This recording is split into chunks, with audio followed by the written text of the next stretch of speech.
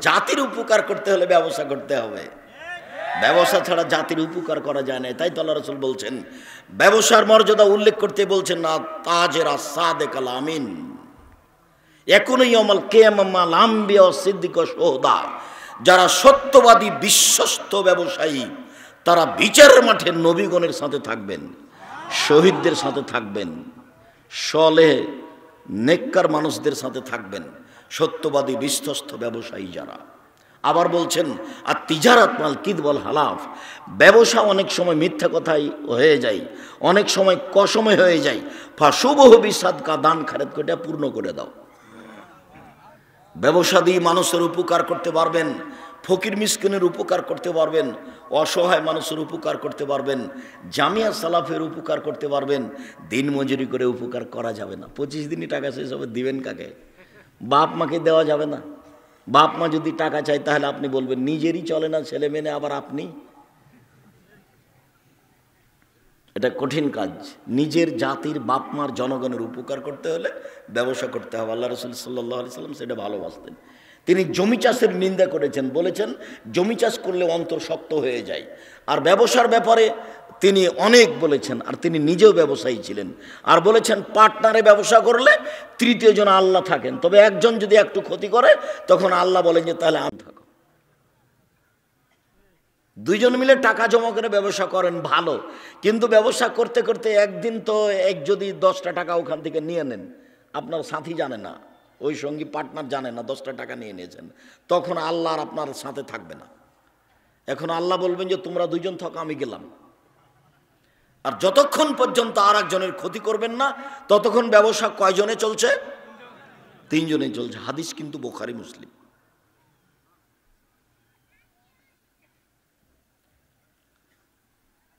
হালাল রুজির চেষ্টা করবেন। আবু হুরায়রা রাদিয়াল্লাহু তাআলা আনহু বলেন, রাসূল সাল্লাল্লাহু আলাইহি ওয়াসাল্লাম বলেছেন, সাবাতুন ইযিল্লুহুমুল্লাহু তাআলা ফি যিল্লিহি ইয়াওমা লা যিল্লা ইল্লা যিল্লুহু।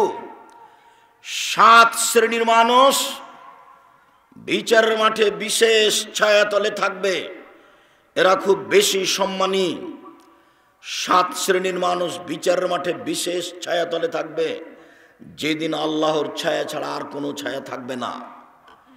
সেদিন সূর্য মানুষের মাথার উপরে হবে কামেকদারে মাইলিন, 1 মাইল উপরে, অর্ধ হাত উপরে সূর্য হবে, কথাটি মিথ্যা। কামেকদারে মাইলিন 1 মাইল উপরে হবে, প্রায় 1 মাইল উপরে হবে, এই কথা রাসূল সাল্লাল্লাহু আলাইহি সাল্লাম বলেন, হাদিস বুখারী মুসলিম।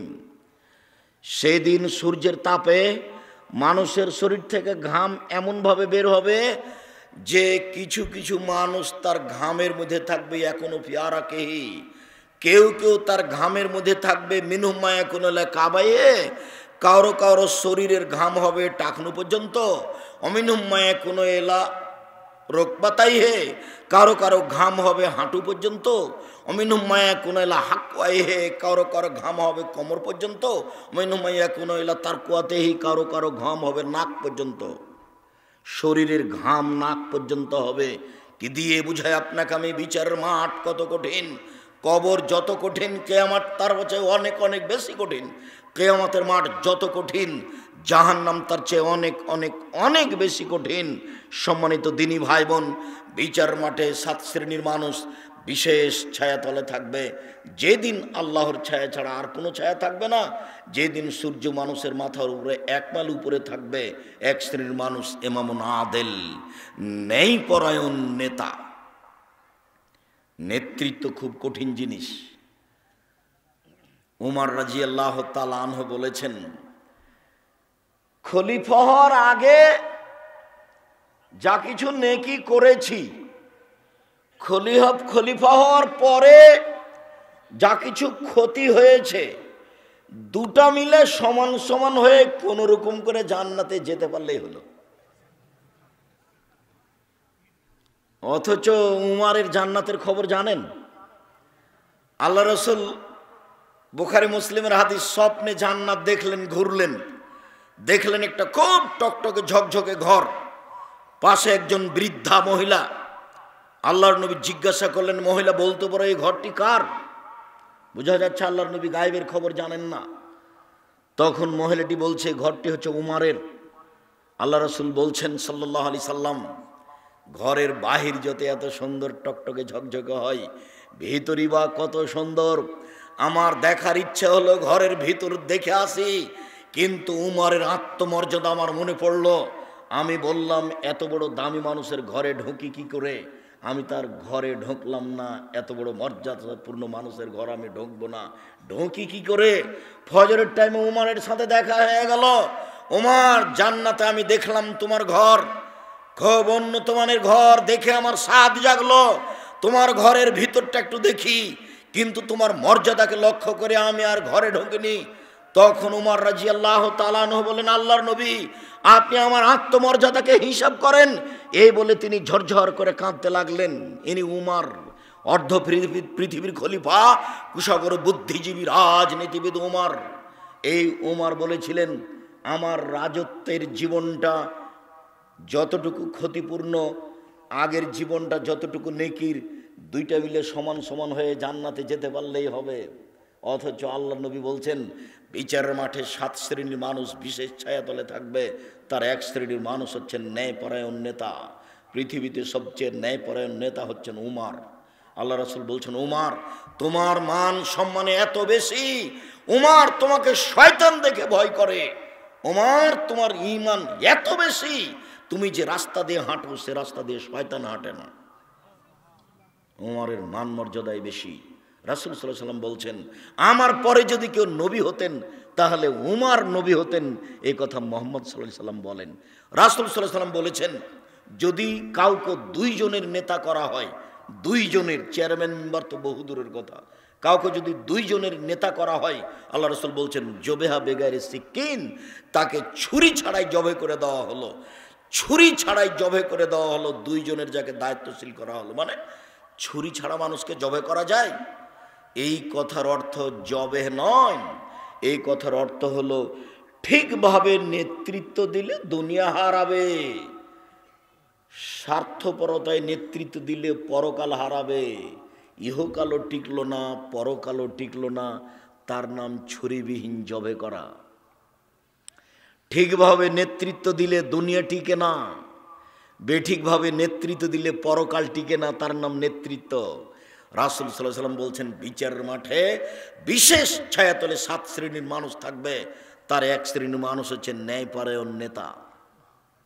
2, শাবুন নাশা ফি ইবাদাতিল্লাহ, বাল্য অবস্থায় ইবাদত অভ্যাসী যারা।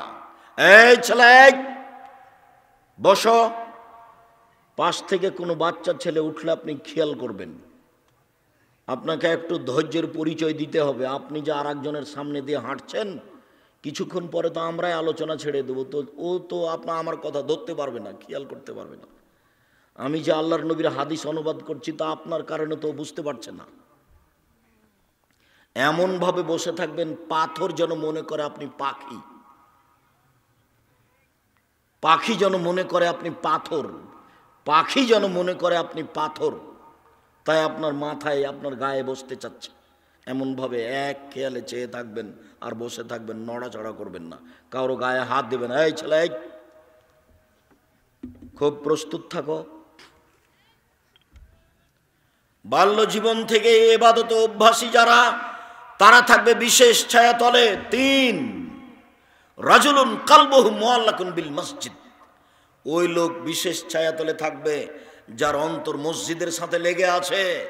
খারাজা মিনহু হাত্তা ইয়াউদা ইলাইহি, মসজিদ থেকে বের হয়েছে, আবার কখন ফিরে যাবে, আবার কখন ফিরে যাবে। ছেলেকে বলে আব্বু আসরের টাইম হয়েছে, মেয়েকে বলে আম্মু আসরের টাইম হয়েছে, বৌমাকে বলে কিমা আসরের টাইম হয়েছে, মানে ব্যস্ত হয়ে গেছে মসজিদে যাওয়ার জন্য। এরকম মানুষ বিচারের মাঠে বিশেষ ছায়াতলে থাকবে। রাজুলানি তাহাব্বা ফিল্লাহ ইজতামা আলাইহি তাফরাকা আলাইহি, ওই 2 জন মানুষ বিচারের মাঠে বিশেষ ছায়াতলে থাকবে যারা আল্লাহকে ভালোবাসার জন্য বন্ধুত্ব গড়িয়েছে, যারা আল্লাহকে ভালোবাসার জন্য বন্ধুত্ব কেটে দিয়েছে। দোস্ত, তোমার সাথে সম্পর্ক অনেক দিন ছিল, কিন্তু তুমি তো অন্যায় থেকে বিরত হও না। দেখি তুমি দোকানে ঠিকই বসে আড্ডা পিটো, দেখি তুমি সিগারেট বিড়ি জর্দা ঠিকই খাও। আমি এটা পছন্দ করি না দোস্ত, আমি তোমার সাথে সম্পর্ক ছিন্ন করলাম, তুমি মনে কিছু নিও না। এই সম্পর্ক গড়ানো, সম্পর্ক ছিন্ন করা যদি আল্লাহর জন্য হয়ে থাকে, তাহলে এরা বিশেষ ছায়াতলে থাকবে। 4 রাজুলুন যাকারাল্লাহ খালিয়ান ফাওয়াজাদাইনাহু, ওই মানুষও ওরাও বিচার মাঠে বিশেষ ছায়াতলে থাকবে যারা নির্জনে আল্লাহকে ডাকে। যখন আল্লাহকে ডাকে তখন 2 চোখের পানি ঝরঝর ঝরঝর করে ঝরে। এরকম আপনার ঘটেছে কোনো দিন? যেই ঘরে স্ত্রী ঘুমিয়ে আছে ওই ঘরে ইবাদত করবেন না, তাহাজ্জুদ ওই ঘরে পড়বেন না। কেননা আপনার কান্নার গতি যদি স্ত্রী শুনতে পায়, ও যদি জেগে যায়, তাহলে আপনার কান্নার গতিটা ভেঙে যাবে, আপনাকে কেমন কেমন লাগবে। তখন আপনি যে গতিতে কাঁদছিলেন সেটা আর টিকবে না। আল্লাহর ভীতিতে কান্নাকাটি করতে হবে, চোখের পানি ঝরঝর করে ঝরবে। তখন আল্লাহ দেখবেন এ সত্যি কাঁদছে, তখন আপনার জন্য সিদ্ধান্ত হয়ে যাবে বিশেষ ছায়া। জান্নাত তো হবেই, জান্নাত তো হয়েই আছে।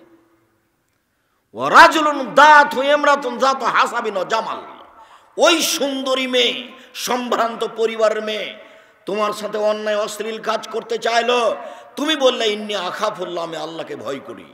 তুমি যদি এই কথা বলতে পারো তাহলে বিচার মাঠে তোমার জন্য বিশেষ ছায়া অপেক্ষা করছে, জান্নাত অপেক্ষা করছে। এই বোকা ছেলে শোনো, আমি তোমাকে বলেছি তুমি মোবাইলে গল্প বন্ধ করো। শোনো, তুমি যদি এই মহিলার সাথে মোবাইলে গল্প কথা বন্ধ করতে পারো, আজকের পরে যেন তোমার মোবাইলে কোনো ছেলের নাম্বার না থাকে, কোনো মেয়ের নাম্বার না থাকে, সব তুমি মুছে দাও। তুমি একবারে আল্লাহকে ভয় করে মুছে দাও। তোমার জন্য অপেক্ষা করছে জান্নাত, তোমার জন্য অপেক্ষা করছে বিশেষ ছায়া। তোমার ব্যাপারে আল্লাহ তাআলা বলেন, ওয়ানাহান নাফসা আনিল হাওয়া ফাইনাল জান্নাতা হিয়াল মাওয়া। কেউ যদি তার প্রবৃত্তিকে ঠেকাতে পারে, আমি আল্লাহ তাকে জান্নাতুল মাওয়া দিয়ে দিলাম। তুমি যদি তোমার এই প্রবৃত্তিকে ঠেকাতে পারো, আজ থেকে তোমার মোবাইলে আর কোনো মেয়ে মানুষের নাম্বার থাকবে না। এটা তোমার জন্য জরুরি, তোমার জন্য জান্নাতুল মাওয়া অপেক্ষা করছে। এ কথা আমি বলিনি, এ কথা মুহাম্মদ সাল্লাল্লাহু আলাইহি ওয়াসাল্লাম বলেননি, এ কথা আল্লাহ তাআলা বলছেন। আল্লাহর কথাকে দাম দেওয়ার চেষ্টা করো, আল্লাহর কথাকে মূল্যায়ন করার চেষ্টা করো। আল্লাহ তার ওয়াদা পূর্ণ করবেন, তিনি তার ওয়াদার বিপরীত করেন না। ওই সত্তার, ওই আল্লাহর ওয়াদার বিপরীত করার প্রয়োজন নেই। তিনি হচ্ছেন জ্ঞানী, তিনি হচ্ছেন মগ্নী। তার এসব প্রতিশোধ নেওয়ার প্রয়োজন নেই, মানুষের প্রতিশোধ নেওয়ার তার প্রয়োজন নেই। এরকম সত্তা তিনি নন। প্রতীক্ষমান রয়েছেন কখন তুমি প্রস্তুত। যখন তুমি প্রস্তুত তখনই তিনি বলবেন, ঠিক আছে, তুমি যেভাবে ডাকো আমি সেভাবে থাকি, তুমি যেভাবে আশা পোষণ করো আমি পূর্ণ করে থাকি। আদমের ছেলে মেয়ে শোনো, তুমি যেভাবে ডাকো আমি সেভাবে থাকি, তুমি যেভাবে আশা পোষণ করো আমি পূর্ণ করে থাকি। এটাই তার কাজ, তিনি পূর্ণ করতে পারেন। অগাধ বেহিসাব রহমতের মালিক তিনি, বেহিসাব ক্ষমার মালিক তিনি। তার ক্ষমার রহমতের অভাব নেই। আপনার জন্য তিনি প্রতীক্ষমান আছেন, কখন আপনি চাইবেন, কখন আপনি বলবেন। আবু হুরায়রা রাদিয়াল্লাহু তাআলা আনহু বলেন, রাসূল সাল্লাল্লাহু আলাইহি সাল্লাম বলেছেন, ইয়ানজুলু রাব্বুনা তাআলা ইলা সামাই দুনিয়া হাইনা ইয়াবকা সুলুসুল লাইল আখিরা। যখন রাতের 3 ভাগের 2 ভাগ পার হয়ে যায়, রাতের 3 ভাগের 2 ভাগ পার হয়ে গেছে, 1 ভাগ বাকি আছে। এখন রাত 3টা, এখন রাত 2টা, 2:30, এখন রাত 4টা। এরকম সময় আল্লাহ তাআলা আকাশ, 7ম আকাশ থেকে 1ম আকাশে নেমে আসেন। নেমে এসে বলেন, মায়া দুনি ফাস্তাজিবা লাহু, কে আমাকে ডাকে আমি তার ডাকে সাড়া দিব। মায়া সলুনি ফাউতিয়াহু, কে আমার কাছে কিছু চাই, যে যা চায় আমি তাকে তাই দিয়ে দিব। মায়াস্তাগফিরুনি ফাগফিরা লাহু, কে আমার কাছে ক্ষমা ভিক্ষা চাই আমি তাকে ক্ষমা করে দিব। কে আমাকে ডাকে আমি তার ডাকে সাড়া দিব। কে আমার কাছে কিছু চায়, যে যা চায় তাকে তাই দিয়ে দিব। মায়াস্তাগফিরুনি ফাগফিরা লাহু, কে আমার কাছে ক্ষমা ভিক্ষা চায় আমি ক্ষমা করে দিব। এইভাবে একবারে প্রত্যেক রাতে ফজরের আজান পর্যন্ত তিনি প্রতীক্ষমান থাকেন। আদম সন্তান বড় নিমুখ হারাম, ও তোরা 3টে টিভি বন্ধ করেছে, ও কি করে ডাকবে? আদম সন্তান বড় নিমুখ হারাম, ও তো 12টা 1টায় দোকানে আড্ডা পিটে এসেছে, ও কি করে রাত 3টে 4টায় উঠবে? ও তো উঠতে পারবে না, ও তো সকাল 7টা 8টার দিকে উঠবে। তখন আর কানে আর মুখে শয়তান পেশাব করে দিয়েছে। তখন দেখবেন সকালে উঠে মুখখানটা ভ্যাংচা ভ্যাংচা আছে, কেমন কেমন লাগছে। একটা আপনার ওই পেস্ট নিয়ে, পাউডার নিয়ে, ব্রাশ নিয়ে ঘুরে বেড়াচ্ছে, আর মুখখান দেখিয়েন কিভাবে শয়তানে পেশাব করে রেখেছে, কিভাবে তার কানে পেশাব করে রেখেছে। এ কথা আমি বলিনি, এ কথা মুহাম্মদ সাল্লাল্লাহু আলাইহি ওয়াসাল্লাম বলেছেন। পেশাব করে দেয় শয়তান, এ কথা আল্লাহ নবী বলেছেন, হাদিস বুখারী মুসলিম। খুব ফুর্তিতে থাকতে হবে, উদ্যমশীল হতে হবে। শরীরে কোনো সময় অলসতা আনতে হবে না। অলসতা আসলে রুচি কমে যাবে, অলসতা আসলে বিদ্যা কমে যাবে, অলসতা আসলে ইবাদত কমে যাবে। যার কারণে আল্লাহ রাসূল দিন রাত অলসতা থেকে বাঁচতে চাইতেন। আল্লাহুম্মা আউযু বিকা মিনাল কাসালে, হে আল্লাহ তোমার কাছে আমি অলসতা থেকে বাঁচতে চাই। আল্লাহ তুমি আমাকে অলসতা থেকে বাঁচাও, আল্লাহ তুমি আমাকে অলসতা থেকে রক্ষা করো। সকালে সকালে উঠে না যায় সেই তো অলস, আজান শুনে মসজিদে যায় না যে সেই তো অলস, বেহিসাব হাত পা ছেড়ে ঘুমায় যে সেই তো অলস, দিন ধর্মের কথার প্রতি আগ্রহী হয় না যে সেই তো অলস, কাজে যায় না যে সেই তো অলস। একজন রিক্সাওয়ালা রিক্সা নিয়ে তেমাথাতে দাঁড়িয়ে রিক্সার সিটের উপরে বসে আছে, কেউ যখন বলছে চলো তখন বলছে আমি যাব না। এই তো অলস শয়তান। এ কি পয়সা উপার্জন করবে? এ অহংকারী, এ অলস, এ দিয়ে কিছু হবে না। অলসতা আসলে রুজি কমে যায়, অলসতা আসলে ইবাদত কমে যায়, অলসতা আসলে কর্ম কমে যায়। সবসময় উদ্যমশীল হতে হবে, সবসময় ফুর্তি থাকতে হবে, সব সময় প্রস্তুত তার নাম যুবক, সব সময় প্রস্তুত তার নাম কর্মঠ। এরকম খেয়াল থাকতে হবে, তাহলে বোঝা যাবে আপনি কিছু করতে পারবেন। সম্মানিত দিনী ভাই বোন, রাসূল সাল্লাল্লাহু আলাইহি সাল্লাম বলেন রাজুলুন তাসাদ্দাকা বিসাদকাতিন ফাহা, ওই লোক বিশেষ ছায়াতলে থাকবে যে লোক দান করলো, গোপন করলো। ডান হাত দান করলো, বাম হাত জানতে পারলো না। আরে দুইটাই তো হাত তার গায়ের সাথে লেগে আছে, জানবে না মানে এইটা হলো খুব বেশি থেকে বেশি গোপনে দান করা। আব্দুর রাজাক সাহেব বিশাল পরিকল্পনা নিয়েছেন, বাইতুল হাম জামে মসজিদ 200 শতক জমির উপরে নির্মাণ হবে, যার একতলায় 10,000 মুসল্লি ধরবে। আমারও কিছু 5,000 টাকা থাকলো, কাউকে যেন বলবেন না। এর জন্য প্রতীক্ষমান আছে। আল্লাহ রাসূল বলছেন ইন্না সাদকাতা তুতফিউ গাযাবার রাব্বে, ইন্না সাদকাতা সিররি তুতফিউ গাযাবার রাব্বে। গোপন দান আল্লাহর রাগকে মিটিয়ে দেয়। দান করে যে সে দানের বিশেষ ছায়াতলে থাকবে। দানের ক্ষমতা ভিন্ন। ইবাদতের জগতে সবচেয়ে শক্তিশালী, ক্ষমতাধর, পাওয়ারফুল, ব্যতিক্রম ইবাদত হচ্ছে দান।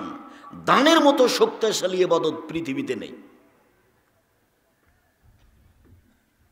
প্রত্যেকটা ইবাদত আপনার উপকার করতে পারে। সালাত আপনার উপকার করবে, আরেকজনের করতে পারে না। হজ আপনার উপকার করবে, আরেকজনের করতে পারে না। কোরআন তেলাওয়াত আপনার উপকার করবে, আরেকজনের করতে পারে না। কিন্তু দান যদি করেন তাহলে আপনার থেকে আরেকজনের কাছে পার হয়ে যাবে। আপনি দান করলেন, আপনি নেকি পেলেন। মার নামে দান করেছেন, তাই কবরের শাস্তি বন্ধ হয়ে গেল। আপনি দান করলেন, দান ওইভাবে পাপকে মিটিয়ে দিবে। ইন্না সাদকাতা তুতফিল খাতিয়াতা কামা ইতফিল মাউন নারা। দান ওইভাবে পাপকে মিটিয়ে দিতে পারে, পানি যেমন আগুনকে নিভিয়ে দিতে পারে। এটা তার ক্ষমতা। গোপনে দান করতে শিখতে হবে। বৈধ স্থানে যা ইনকাম করছেন রুজি, জমি চাষ করে হোক, দিন মজুরি করে হোক, চাকরি করে হোক, ব্যবসা করে হোক, জীবনে যেসব টাকা পয়সা ইনকাম করছেন একবার আজকে সিদ্ধান্ত নিয়ে নেন জরুরিভাবে ওখান থেকে কিছু না কিছু দান করবেন। এই ছেলে, আর একটা কথা তোমার মনে আছে ভাইজান? আপনার মনে আছে কি বলেছিলাম আপনাকে? যে বাড়ি থেকে বের হলে তুমি তোমার মাকে বলে দিবে আম্মা কিছু 10, 20টা, 50টা, 100টা খুচরা টাকা দিবেন আমাকে। 10 টাকা, 5 টাকা। আমার কাছে 500 টাকার নোট থাকে। যখন ফকির আমার কাছে ভিক্ষা চাই তখন আমি খালি বলি মাফ করো। তো মা, আমি ফকিরের কাছে কত ক্ষমা চাইবো বলেন তো? আমি তো 500 টাকা দিতেও পারি না। তা আপনি একটা কাজ করবেন আম্মা, কিছু 10 টাকা, 20 টাকা, 50 টাকা পকেটে ইউলেন, জরুরি। এই ছেলে ভুলবা না, তুমি, তোমাকে বলছি, তুমি তোমার মাকে বলে দিবে আজকে জরুরিভাবে। আপনাকে বলছি ভাইজান, স্ত্রীকে বলে দিবেন, এই শোনো, যখন আমি বের হব তখন আমার প্রয়োজনীয় টাকা ব্যতীত কিছু খুচরা টাকা আমার হাতে দিবেন। কিছু খুচরা টাকা আমার হাতে দিও। ফকির আসলে আমি 500 টাকা নোট বের করে দিব না 10টা টাকা দিব? 10 টাকা দিব, এমনিতে বের হয়ে যাবেন না। এই ছেলে তোমাকে বলছি, তোমার মনে থাকবে না? অবশ্যই মনে থাকবে, ইনশাল্লাহ মনে থাকবে। আজ থেকে যেন তোমার মা কোনো দিন তোমাকে খুচরা টাকা ছাড়া বাড়ি থেকে বের হতে না দেয়। আমি নিজে যখন বের হতাম আমার মা নিরক্ষর আমাকে বলতেন, বেটা ছেলেকে টাকা ছাড়া বের হতে হয় না। এই কথা আমার মা আমাকে বলতেন। কি যে বুঝতেন আমার মা। বেটা ছেলে ভাষাটা বুঝেন? তো এটা তো চাঁপাই নবগঞ্জের ভাষা। তা আমার মা বলতেন যে বেটা ছেলেকে টাকা ছাড়া বের হতে হয় না। তো আপনার স্ত্রী, এই ছেলে তোমার মা যতক্ষণ পর্যন্ত তোমার সহযোগিতা না করবে ততক্ষণ পর্যন্ত আপনি ঠিক পথে আসতে পারবেন না। আর আপনাকে বলছি,